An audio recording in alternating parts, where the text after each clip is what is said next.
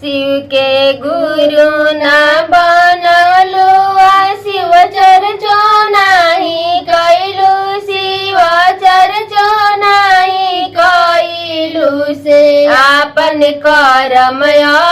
अपने से बिगड़लू से आपन कर्म अपने से बिगड़ल शिव गुरु ना बनवलू शिव चर्चा नाही कैलू शिव चर्चा नाही कैलू से आपन कर्म अपने से बिगड़लू से आपन कर्म अपने से बिगड़ पुड़िया मिठाइया हम संगवे में कैनी सासू के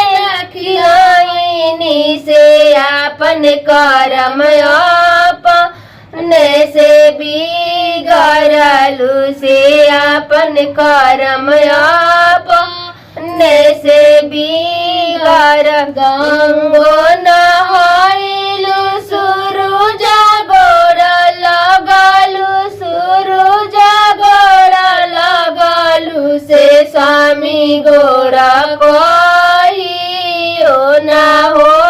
लगलू से स्वामी गोड़ कहियो ना लगलू से आपन कर्म अपने से बिगड़लू से आप कर्म अपने से बिगड़लू से आपन कर्म अपने से बिगड़ बारा कोठी चौर से दाना नहीं कैलू से दाना नहीं कैलू से आपन कर्म अपने से बिगड़लू से आपन कर्म अपने से बिगड़ शिव के गुरु ना बनवलू शिव चर्चा नहीं कैलू शिव चर्चा नहीं कैलू से आपन कर्म अपने से बिगड़लू से आपन कर्म अपने से बिगड़ शिव के गुरु ना बनवलू ना मनिया नहीं कैलू ना मनिया नहीं कैलू से आपन कर्म अपने से बिगड़लू से